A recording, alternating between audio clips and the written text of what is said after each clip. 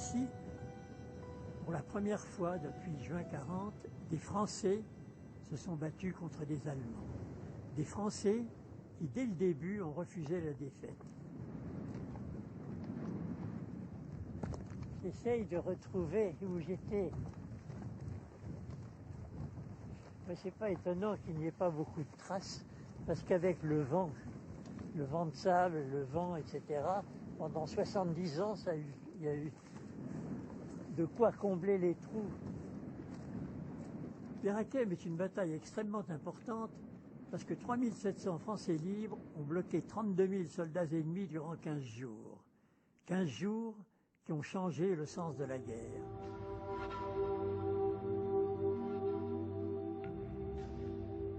Sans nous, les combattants du général de Gaulle qui étions à Bir Hakeim, Rommel et ses troupes auraient pu foncer sur l'Égypte. Ils auraient pu sans problème atteindre le Caire et surtout prendre le canal de Suez, ce qui aurait été une catastrophe.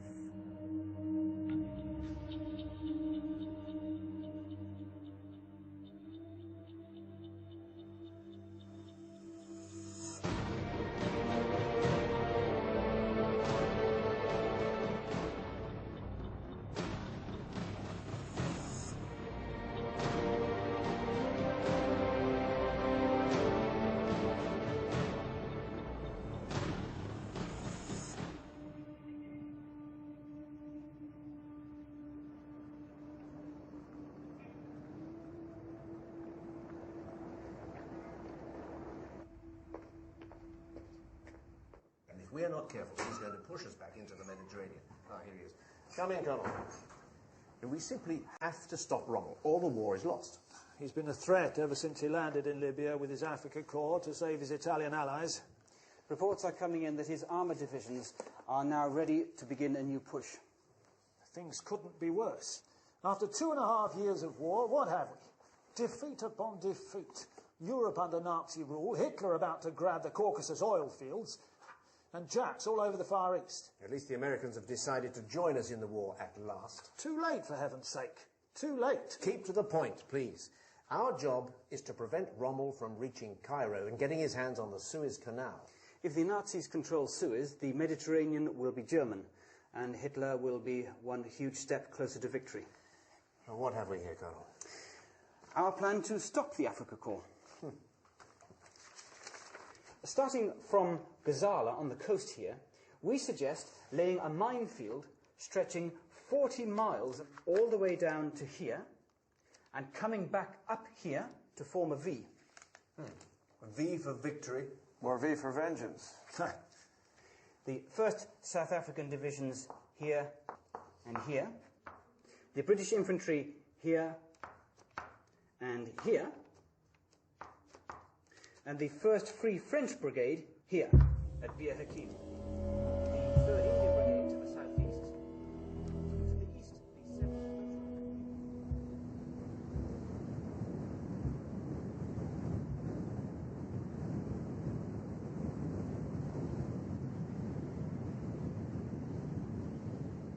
On arrive à Bir Hakeim, c'est une grande étendue plate. C'était uniquement du sable, de la rocaille.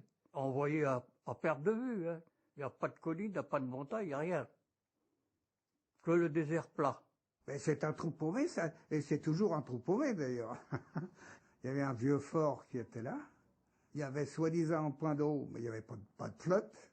D'ailleurs, le mot Bir, ça veut dire puits. Hakeim, le puits du sage. Je me suis engagé dans les forces françaises libres le 1er juillet 1940, après avoir entendu le discours du maréchal Pétain, qui m'a tout de suite révolté, et là j'ai décidé de partir, comme beaucoup de mes camarades qui étaient à Bir Hakeim et dont vous avez interviewé certains. Et je me suis retrouvé donc dans la première brigade française libre, à Bir Hakeim, dans le désert de Libye.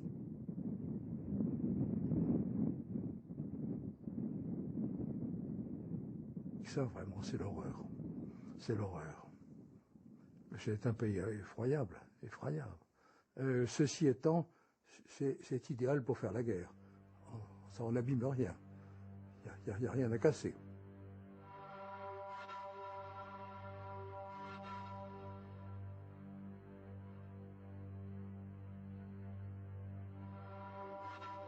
Et c'est le général Koenig qui a terriblement insisté pour qu'on creuse et qu'on s'enterre. C'était très dur parce que c'était de la roche, c'est pas du tout du sable. Et il fallait la baramine, les explosifs, enfin, pour arriver à faire des trous. On ne croyait pas qu'il allait y avoir des combats. On ne savait pas ça. Ils nous ont dit, il faut vous enterrer quand même. On ne sait jamais. Parce que là, en race campagne, les Allemands vont arriver, les Italiens, etc. Bon. Koenig, qui avait fait la guerre de 14, avait compris que nous étions partis pour une guerre de siège. C'est le seul combat de siège qui a été tenu par les forces françaises.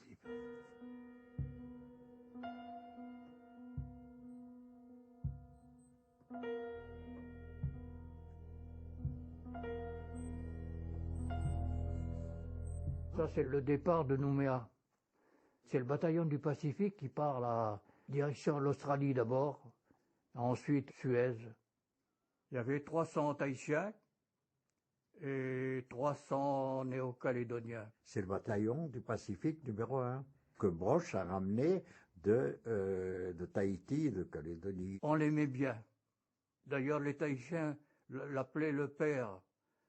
Ainsi, à Bir Hakeim, il y avait 2 bataillons de Légion, un bataillon d'infanterie de marine et du Pacifique. Il y avait un bataillon du Bangui Richard, avec des Noirs qui pouvaient se demander ce qu'ils faisaient là. Les unités anti-aériennes et les fusiliers marins qui les servaient. Il y avait quelques éléments nord-africains. Il y avait tout, avec la Légion qui apportait son tribut, bien sûr. Ça a permis de constituer une brigade, comment dirais-je, qui était riche. Riche de valeurs, riche d'hommes, riche de sentiments, tout ce que vous voulez. Vous voyez, là, on a la tenue anglaise, avec le casque anglais. Nous faisions partie de l'armée britannique, là-bas. C'était pas l'armée française. La brigade française libre était incorporée à la 7e division blindée anglaise qu'on appelait les Desert Rats, les rats du désert. On était avec le 15th Royal Rifle et la Rifle Brigade pour faire l'infanterie. Alors, voyez la position de mon groupe à Bir Hakeim. Regardez le désert, il n'y a que des cailloux.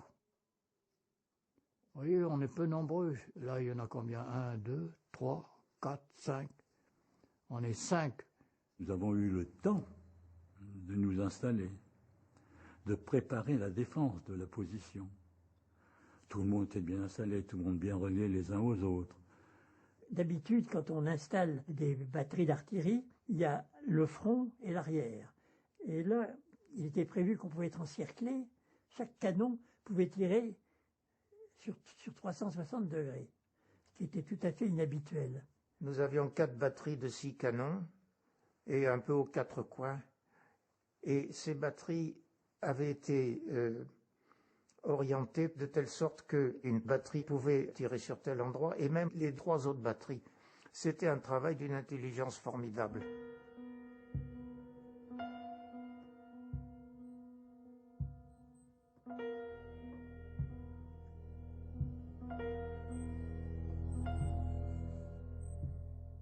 Nous avons parfaitement monté, comment dirais-je, un peu comme si on avait construit une fortification à la Vauban. Nous avions installé des champs de mines extrêmement importants, canalisation éventuelle des forces ennemies vers certaines positions pour qu'on puisse mieux les attraper et les détruire. Mais en même temps, nous faisions des raids, ce qu'on appelait des jog colonnes. Alors en partant vers l'ouest, on allait à la rencontre des avant-gardes allemandes qui pouvaient traîner dans le désert. Les jog colonnes, c'est des colonnes mobiles d'environ une centaine d'hommes avec de l'artillerie, de la DCA, des véhicules qui vont vite, des chenillettes. Et ça se balade dans le no man's land. Ça fait très combat naval, qu'on rencontre ou on rencontre pas les Allemands. Oui, Mesmer appelait ça la guerre de course, comme entre pirates, en plein océan.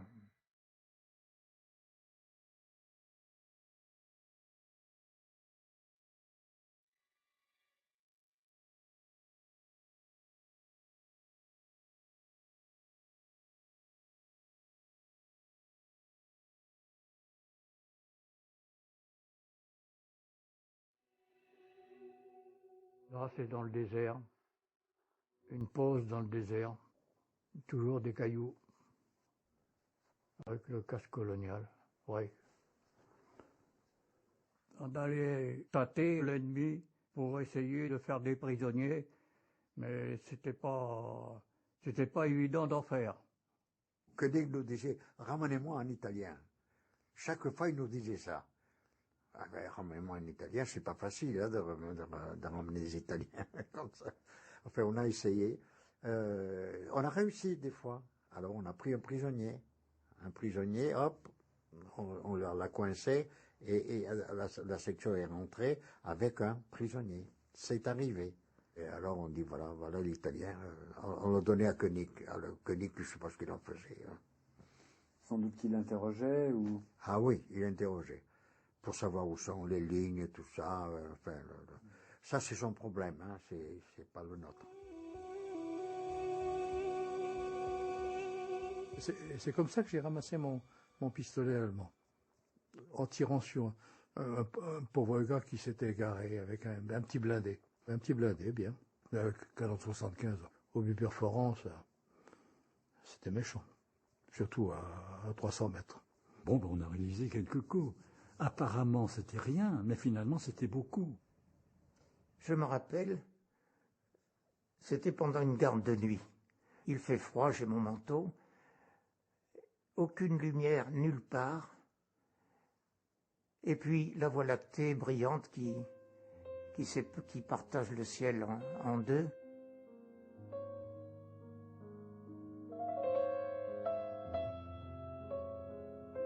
Et puis je me rends compte que moi tout petit, là, je suis scotché par la pesanteur sur la terre du désert. Mais c'est vraiment la solitude en face du cosmos.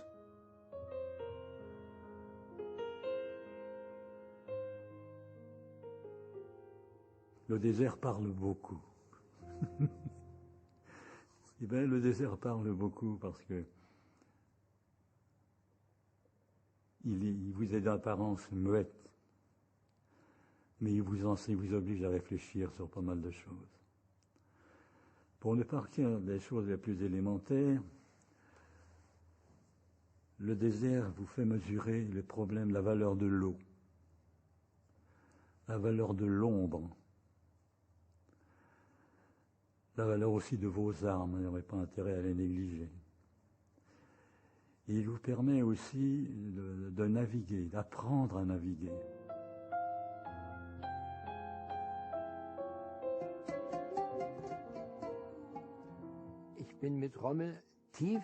J'ai roulé loin dans le désert avec Rommel.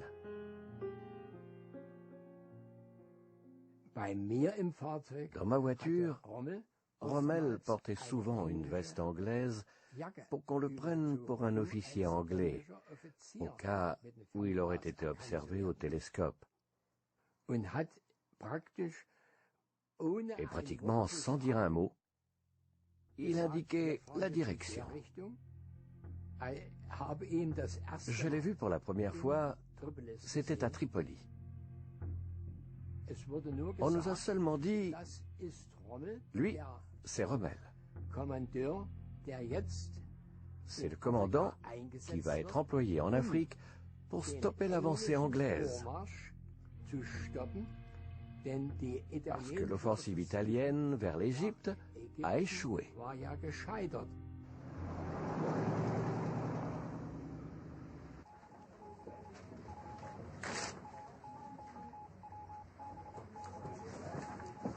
The Italians have been moving in towards our lines. If they continue to advance, they are going to run smack into our artillery. Thank you, Corporal. Which I'm sure you all know what is going to happen. Ah, this is it, gentlemen. The game's about to begin. Rommel's on the move. His armoured divisions have been spotted down here. Ah, so he did choose the southern route after all. Things couldn't have been better. Rommel is going to go round Bir Hakeim and continue up this way north, where our 1st Armoured Division is waiting for him with the brand new Grant tanks that he doesn't know about.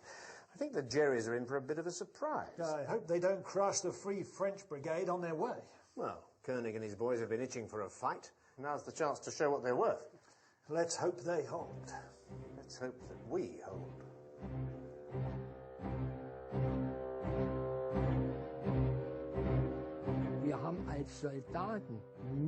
Comme simples soldats, nous ne savions pas ce que Rommel voulait faire avec ce mouvement de contournement.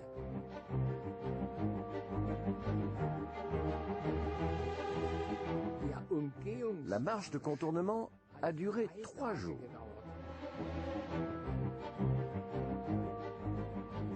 On a reçu l'ordre d'attaquer. Nous partons.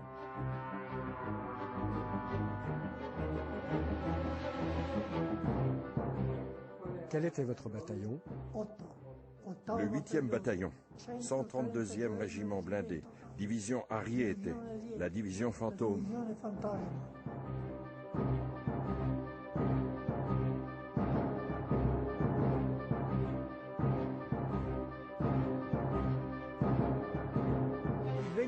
Le 27, on s'est trouvé face à l'ennemi.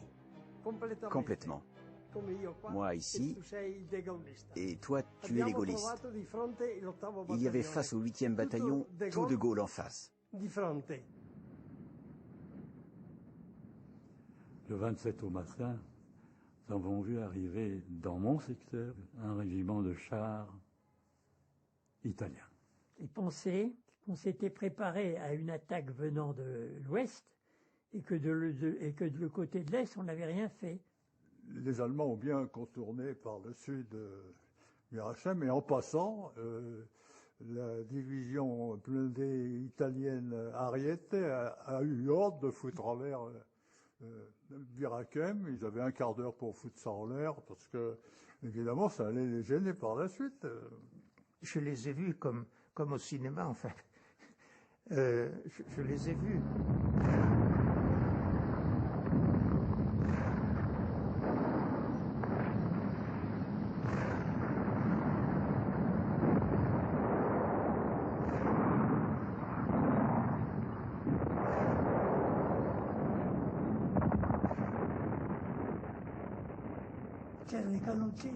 Il y avait les canons anti-chars,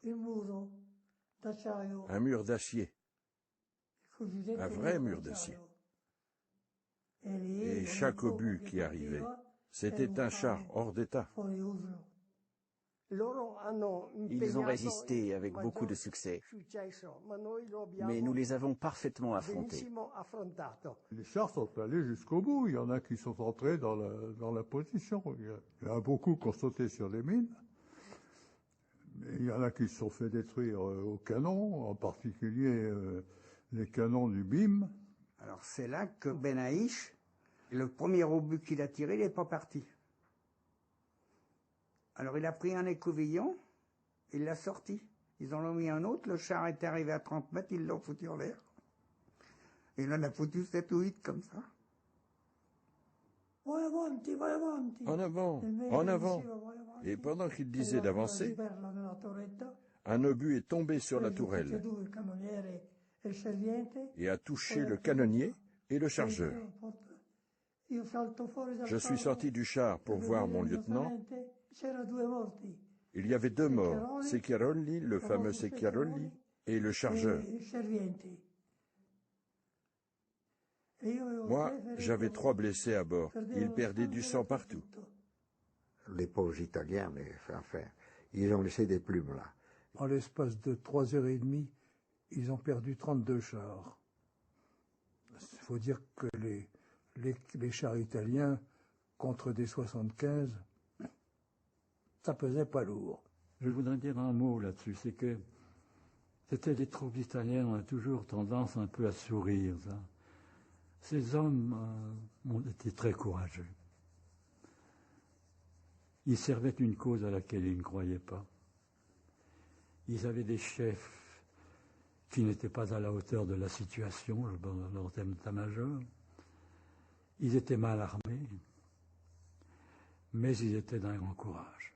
Il y a un colonel, comment il s'appelait, Persimone, qui a changé trois fois de char, et puis qui, à un moment, s'est aperçu qu'il avait devant lui, à 50 mètres, un canon de 75, et à 30 mètres à gauche, un canon de 47. Alors, il a commencé à vouloir sortir de son char. Une rafale de mitraillettes lui a retiré un doigt.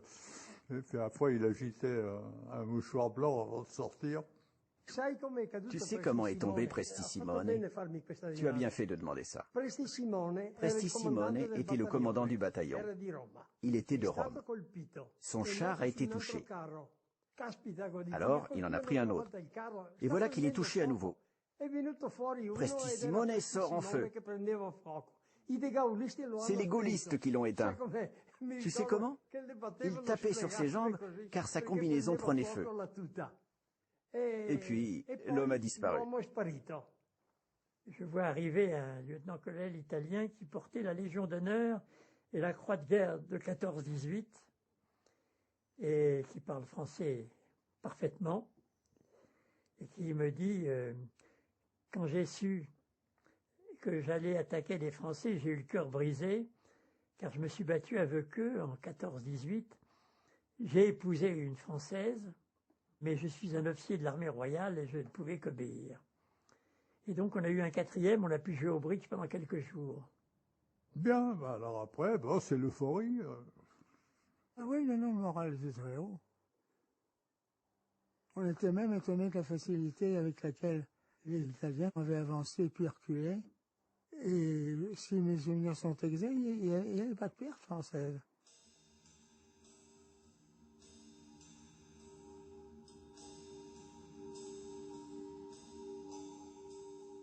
Alors, journée faste, cette bataille. Moment de repos, si j'ose dire. Les Allemands nous ayant laissés, si bien que pendant 2 ou 3 jours, il y a eu un temps mort. On a pu évacuer les blessés, évacuer les prisonniers et être ravitaillés.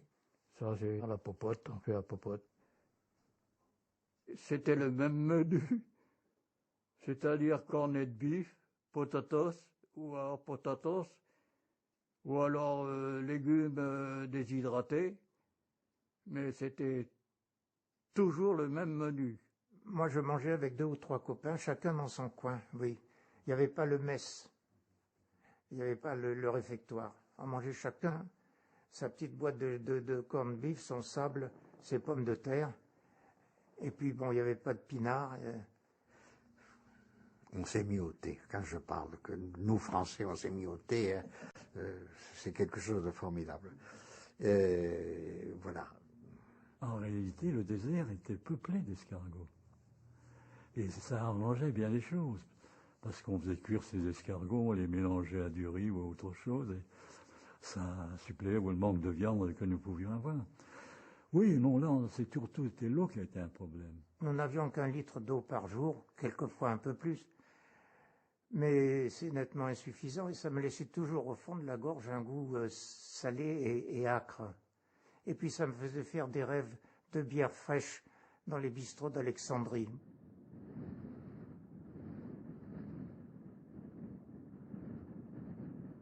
Les Anglais nous disent tout se déroule selon les prévisions, selon le plan initial. Les Allemands vont être en pleine retraite, il faut leur couper la retraite à Rotonda Signali.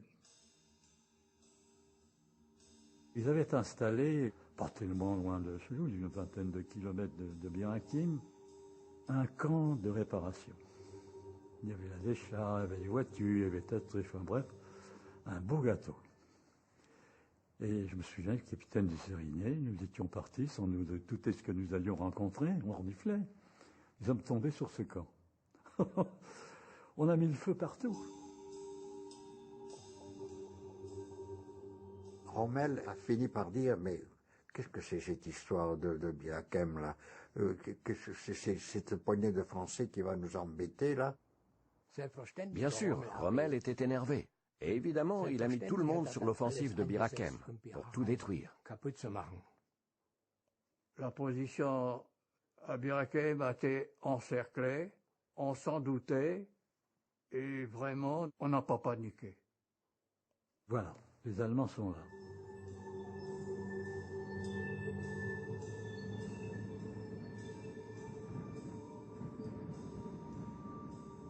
Alors il y a eu les premières approches, les Allemands nous tâtaient un peu pour voir où était la résistance. C'est tout à fait logique et normal. Et en même temps, c'est très curieux, voulant pas perdre de temps, voilà que le général Rommel nous fait parvenir un très gentil message en disant, bon, c'est pas la peine que vous insistiez, rendez-vous, tout se passera très bien. Rendez-vous, vous êtes fichus, on n'en parle plus maintenant. Et alors, Koenig nous envoie balader, hein, leur dit non, fichez-moi la paix. Hein.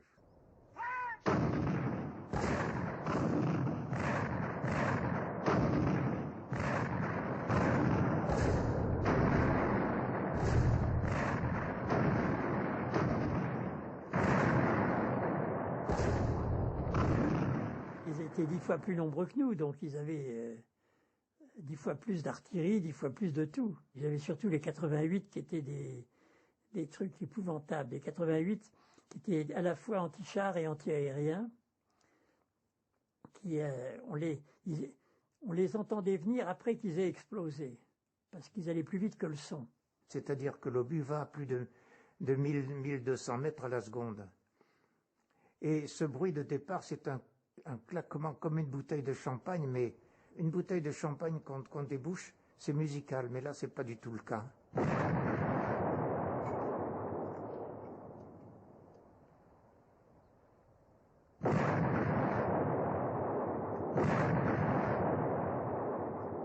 À partir d'un certain moment, ils ont commencé à nous envoyer des obus de 200 ou 210. Toutes les 2 minutes, on entendait le coup de départ, et puis un long sifflement et un éclatement.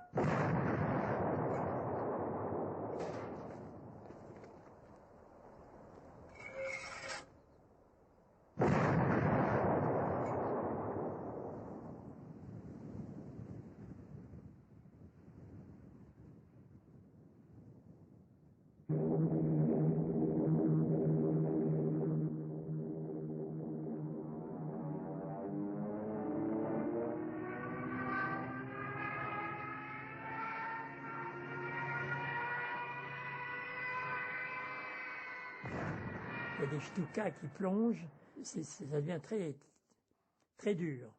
Quand vous avez une centaine d'avions sur le dos, hein, on entend les bombes qui tombent, et puis ça dure, on se dit, mais quand est-ce que ça va terminer, quoi? Et puis ça fait beaucoup de bruit aussi. Au mètre carré, c'était supérieur à Verdun en bombardement terrestre et supérieur à Stalingrad en bombardement aérien.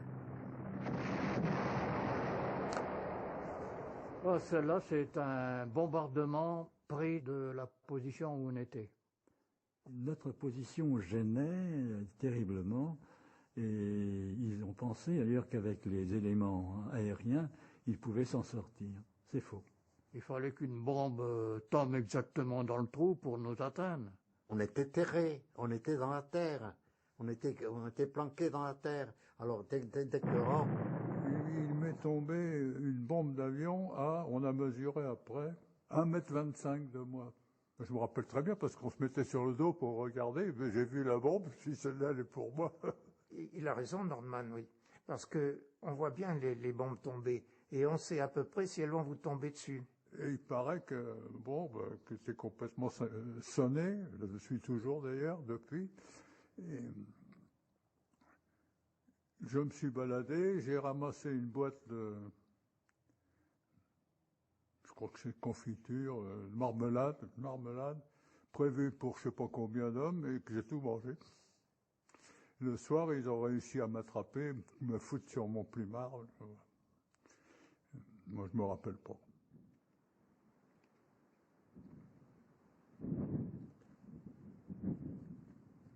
Les combats arrêtés à la tombée de la nuit. On ne se battait pas la nuit. C'est certainement un des facteurs qui nous ont permis de tenir. On dormait. Puis on était tellement fatigués. On n'avait pas besoin de berceuse. J'avais un pyjama de soie que je m'étais offert en Syrie, là, que je remettais avec volupté. La nuit, c'est idéal. Oh, qu'est-ce qu'on dort? Et les Allemands aussi. Bon, il y a des endroits tout de même, il faut dire, où les Allemands essayaient de déminer et notre infanterie essayait de les empêcher de déminer. Donc il y avait des tirs de mitrailleuses là, et de mitraillettes. Oui.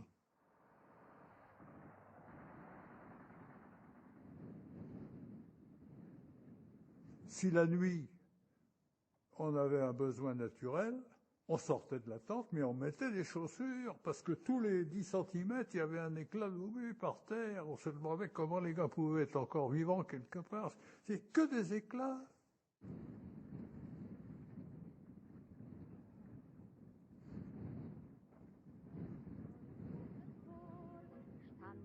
Laterne und steht sie noch davor, so wollen wir uns da wiedersehen. Bei der Laterne wollen wir stehen, wie einst Lili Marleen, wie einst Lili Marleen. On les a entendus chanter, oui. Lili Marleen. Les Légionnaires ont entendu les paroles et nous les ont données, quoi.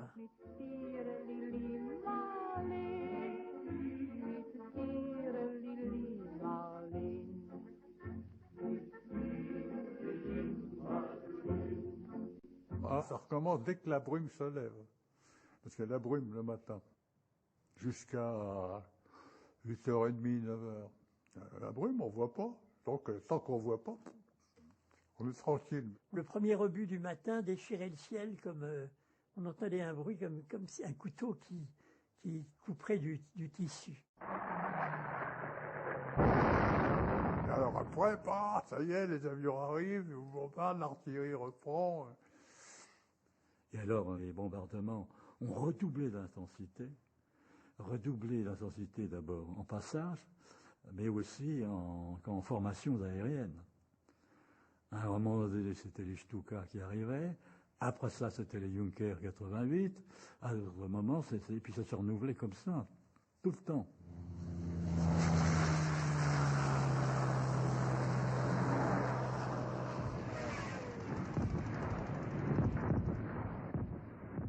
We have to do something for them.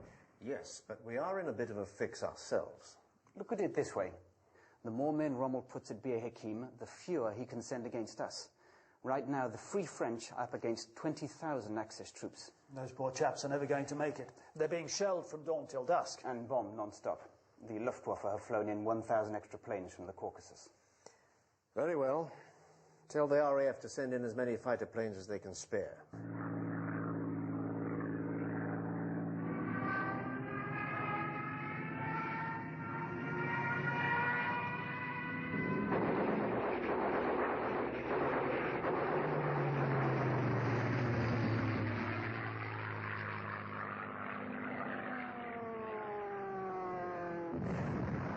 Quand on voit un avion qui descend en flammes, alors c'est presque des cris de joie. Alors je peux vous dire une chose, il y avait les chiens.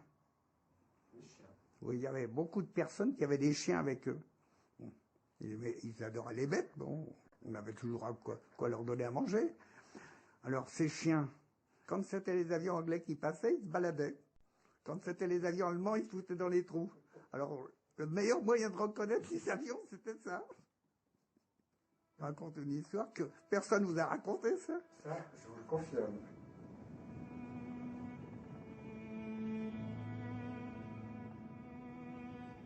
Le 6 juin, j'apprends que l'aspirant Rosenwald à la 4e batterie a été tué.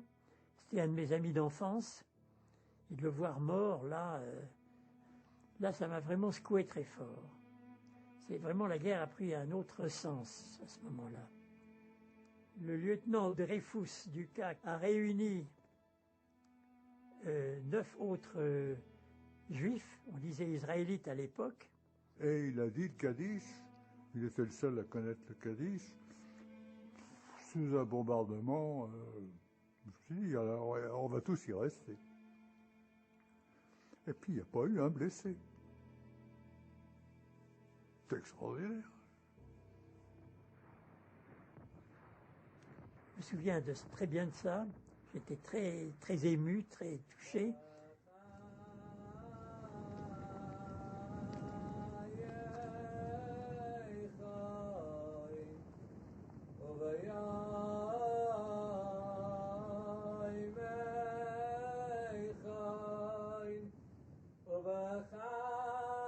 Quand c'est un ami d'enfance qui est tué et qu'on le voit mort, là, j'avais envie de lui crier « Réveille-toi !» quoi. Ça m'est resté ça m'a beaucoup... Mais curieusement, je n'en voulais pas aux gens d'en face.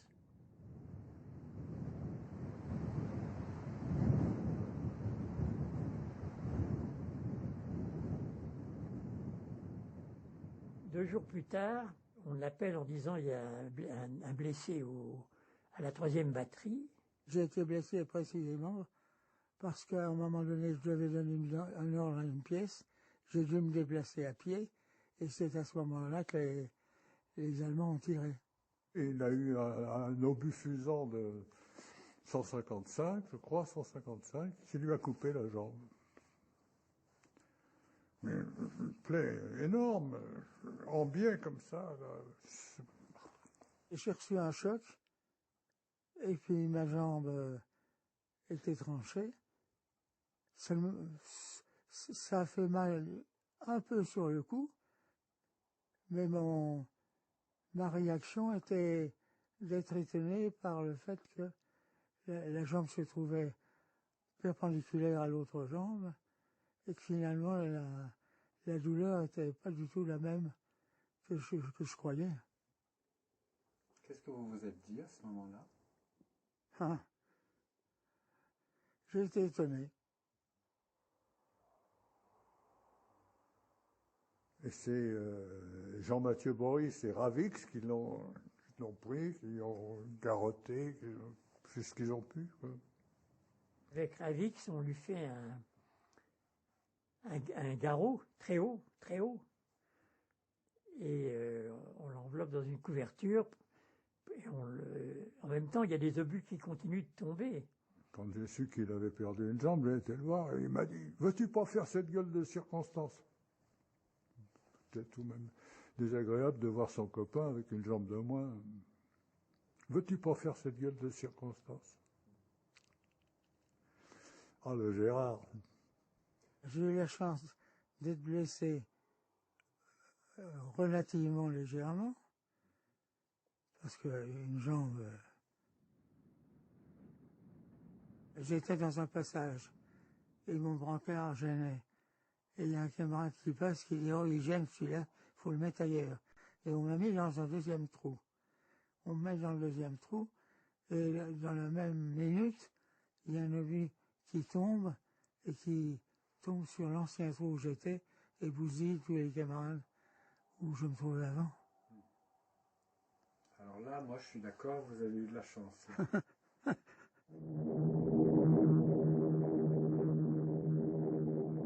Je prends sa place à la batterie comme lieutenant de tir.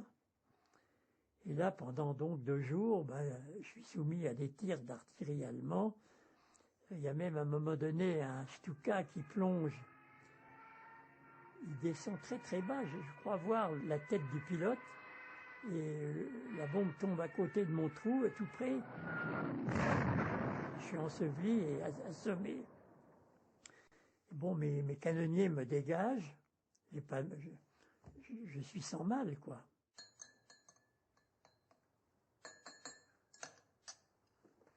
But they need our support. They do. But we have Tobruk to save. Rommel himself is in Bir Hakeim now, leading his troops, 35,000 of them. That's 10 to 1.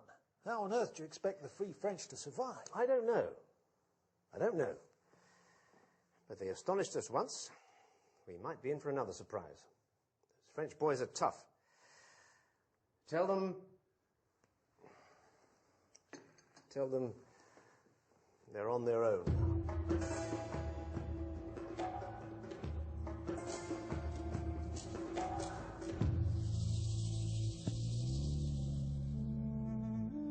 Nous avions 2 solutions, où nous pouvions nous rendre, où nous pouvions sortir.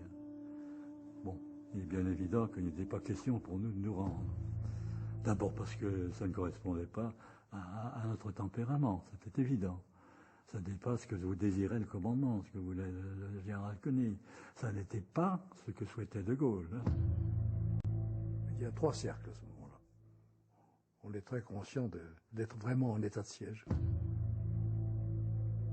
Ils ont commencé par s'installer à 8 ou 9 kilomètres, et ils se sont rapprochés au fur et à mesure.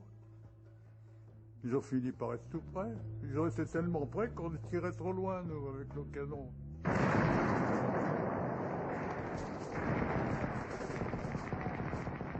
Ils étaient rentrés au nord-ouest et ils avaient complètement ouvert, déminé le champ de mines. Sur ces positions, alors il y avait contact avec les Allemands.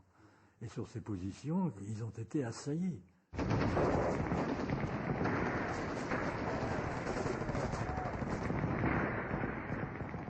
C'est là d'ailleurs que, paraît-il, le général Rommel lui-même, dans la tradition de l'armée allemande, avait mené un combat d'infanterie. Dans certaines situations, Rommel était toujours en première ligne.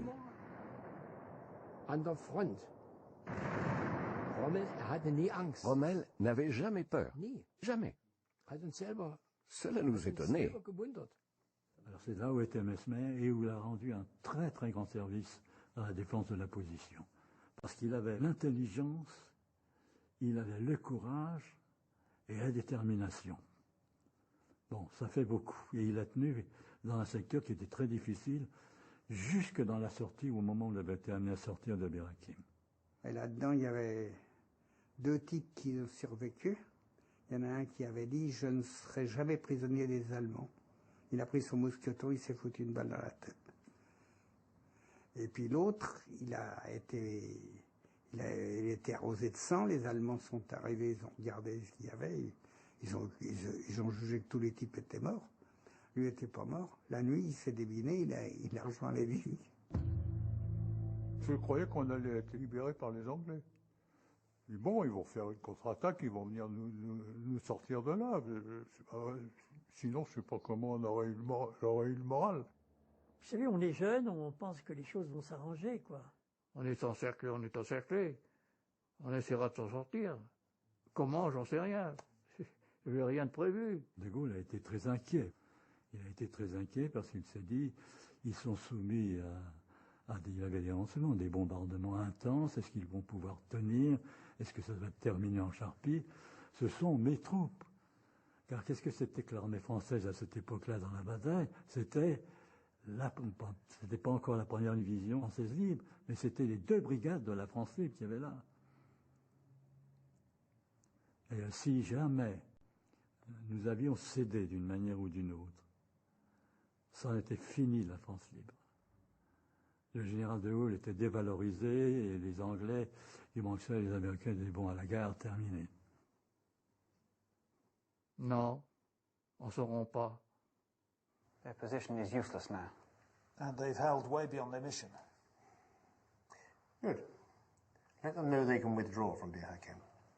But how are they supposed to do that? They're surrounded by 3 concentric circles of very annoyed Axis troops. Il a fallu 48 heures quand même pour organiser ça.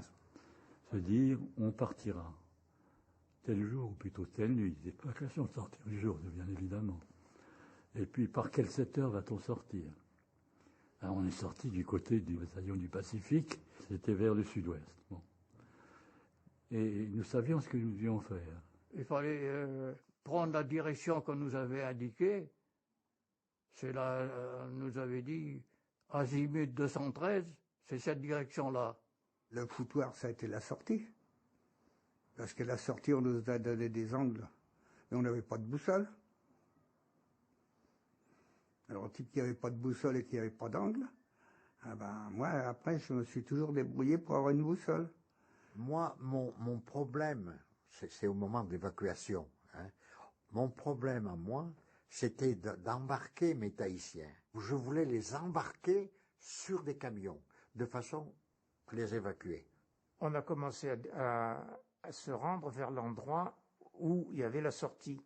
Et la sortie, qui aurait dû avoir 20 ou 30 mètres de large, malheureusement, on n'avait pas pu enlever les mines pour diverses raisons, ce qui fait qu'il n'y avait plus que 5 mètres de large, ce qui fait qu'il y avait la queue pour sortir en camion. On est sorti au milieu des champs de mines. Et beaucoup de véhicules ont sauté sur les mines, ça a alerté les Allemands qui se sont dit il y a quelque chose. Et alors ça a commencé à être un spectacle féerique de balles traçantes. de fusées éclairantes. C'est extraordinaire comme spectacle. Et là, c'était quand même un peu la pagaille, dans la mesure où dans la nuit, au gré des feux, ça s'était un peu disloqué, si vous voulez. C'est bien qu'on en revenait à des entreprises individuelles, dans une sortie. Le premier que j'ai eu, c'est assez rigolo.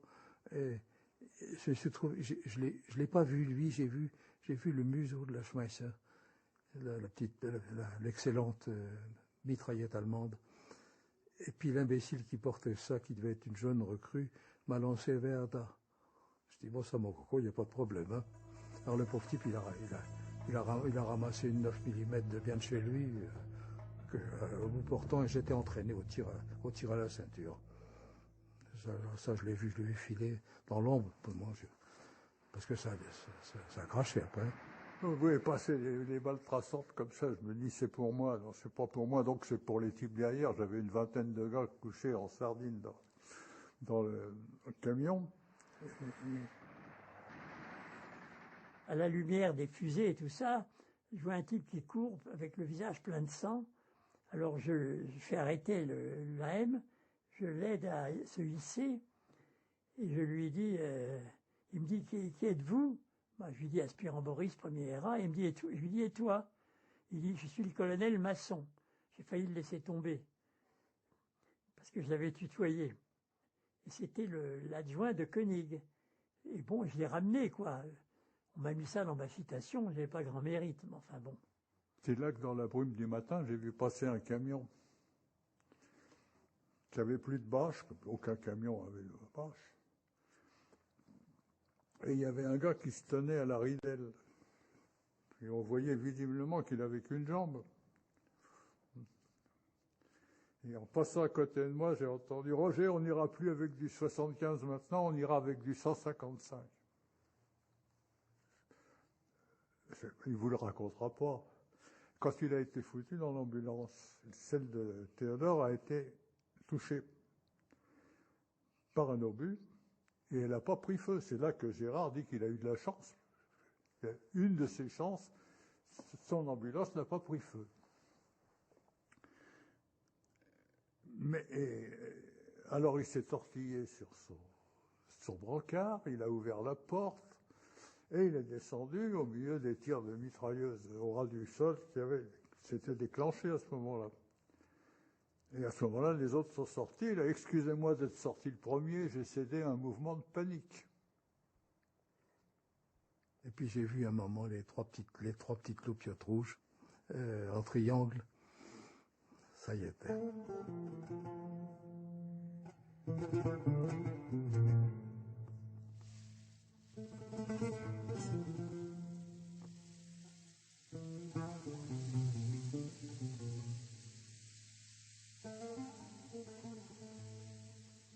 Et nous sommes arrivés à l'endroit où les Anglais nous attendaient.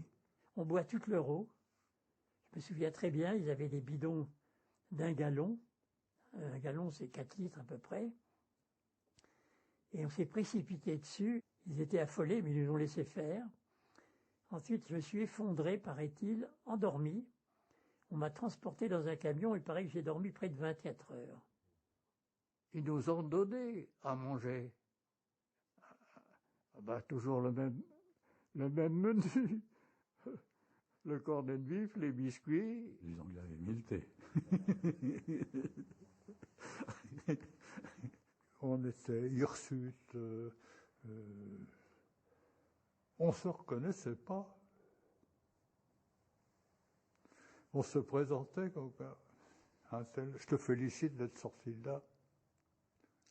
Mais nous nous rassemblions, je voudrais dire, avec une mentalité de vainqueur. Voilà, d'abord. À aucun moment nous avions songé, comment dirais-je, à la défaite. D'ailleurs, tout le monde l'a ressenti de cette façon-là. Quoi que nous soyons, comment dirais-je, légionnaires, gendarmes, artilleurs, infanterie coloniale et autres, mais ça a été, nous étions gonflés à bloc. Gonflés à bloc. Oui. Et puis après, bon, on réalise qu'il en manque. Hein. On a tout de même perdu, dans cette bataille de Bir Hachem, on a dû en perdre 900, hein, quelque chose comme ça. On a perdu la moitié de l'effectif. en fait, au total. Parce que les chiffres là sont de l'ordre de 1700. Il y a 900 officiels. Mais il y a en fait beaucoup plus que ça.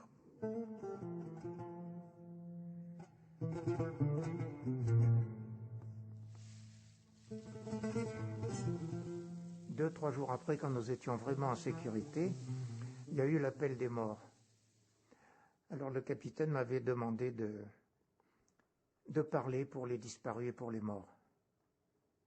Alors, il disait « Russo, présent !»« Simonet, présent !» Manonga. Alors moi je disais « Mort au champ d'honneur !» Ensuite, De Pézère, mort au champ d'honneur. Silva, disparu. Mort au champ d'honneur. Mort au champ d'honneur. Disparu. Mort au champ d'honneur. Je suis au cimetière de Tobruk.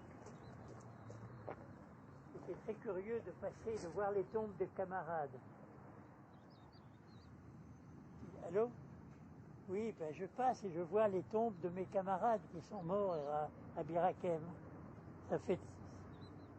C'est assez émouvant. Voilà, je voulais te le dire.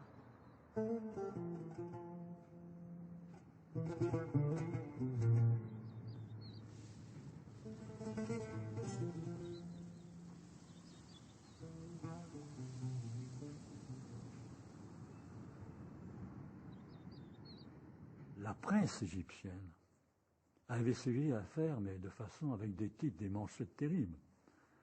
Les Français sont à Bir Hakeim, ils ont été attaqués, les Français tiennent, ils tiennent toujours, ils tiennent encore. Non, Rommel n'arrive pas à passer. Et puis, le dernier, ils sont sortis de Bir Hakeim, ils ont de vive force. Vous ne pouvez pas vous imaginer ce que ça a été. J'ai vu, je vous dis ceci, rentrant en Égypte, j'ai vu des hommes et des femmes se mettre à genoux et embrasser la trace de nos camions ou nos véhicules. Je me revois encore être obligé de freiner parce qu'une femme était là, à genoux, à embrasser la trace de la voiture qui me précédait. Oui, sur le point controversé de Bir Hakeim est-il une victoire ou une défaite? Eh bien, il y a plusieurs aspects à la question. D'abord, c'est un fait d'armes glorieux. C'était non seulement un fait d'armes glorieux, mais c'était aussi un succès tactique décisif. Et pourquoi? Parce que nous avons retenu Rommel pendant 15 jours, et s'il n'avait pas perdu ces 15 jours qu'il n'a jamais pu rattraper, il aurait pu arriver à El Alamein avant que les Anglais n'aient pu y établir leurs 5 ou 6 divisions qu'ils avaient fait venir d'Arabie Saoudite, de Syrie, de Palestine et d'Égypte. Et donc c'est un succès stratégique décisif.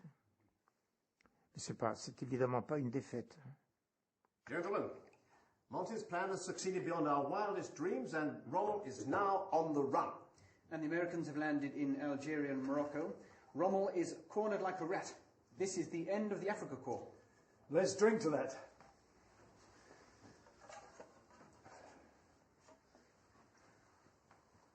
Three cheers for the king. Hip, hip, hip. Hooray! Hip, hip, hip. Hooray! Hip, hip, hip. Hooray! God save the king. And God save Monty. For he's a jolly good fellow, for he's a jolly good fellow, for he's a jolly good fellow, and so say all of us. Me dit, s'il fallait résumer ta vie, c'est quoi? C'est mon aventure de la France libre. Ce que j'ai pu faire après, comme ministre, par exemple. Cette expérience-là m'a servi. Mais ça n'a aucune valeur au regard de ce que j'ai pu traverser et vivre. On a fait notre métier comme dit l'autre. Ouais. Sauf que je suis tombé, il est haïtien. Pourquoi les Haïtiens non plus, je ne sais pas. Est-ce qu'ils étaient obéissants? Oui, ils étaient obéissants. Ce qu'il y a, c'est que j'ai mis très longtemps à en parler à mes enfants. Il doit y avoir quelque chose. psychologiquement qui fait que on ne parle pas de sa guerre. On en est fier, mais on n'en parle pas. Je le dis souvent à ma femme, je crois que la chance a une grande part dans notre destinée. La chance, les circonstances, les gens qu'on rencontre, les décisions qu'on prend. Et je ne regrette pas, je crois que ça valait la peine. On peut dire ça quand on en est sorti. Je suis allé à la campagne récupérer ce qui allait être ma femme plus tard. C'est un beau roman d'amour. Mais tu sais, on s'interroge plutôt sur Bir Hakeim, Gérard. Le fanion, c'est un fanion. Normalement, c'est le plus décoré qui porte le fanion. Alors c'était vous le plus décoré? Je crois, oui, oui. Oui. C'est bon de le savoir. Il me regarde, le général. Ensuite, ce sera mon tour d'être décoré de la Croix de la Libération. Voilà, c'était un moment solennel. J'étais fier d'avoir le général de Gaulle en face de moi. Donc c'est quoi tout ça? La Légion d'honneur, médaille militaire, le mérite, croix de guerre, médaille de la résistance. Je sais plus, ça doit être des engagés volontaires, c'est un peu tout, moi. C'est tout ce qui existe. J'ai la médaille coloniale ici, avec 3 agrafes. Libye, Bir Hakeim, Tunisie. Et puis ça, c'est la médaille du travail. Oui, parce que la médaille coloniale, maintenant, elle est partie tout à fait derrière. Présomptueux le Haut-Rommel, à part 3 fois, 100 000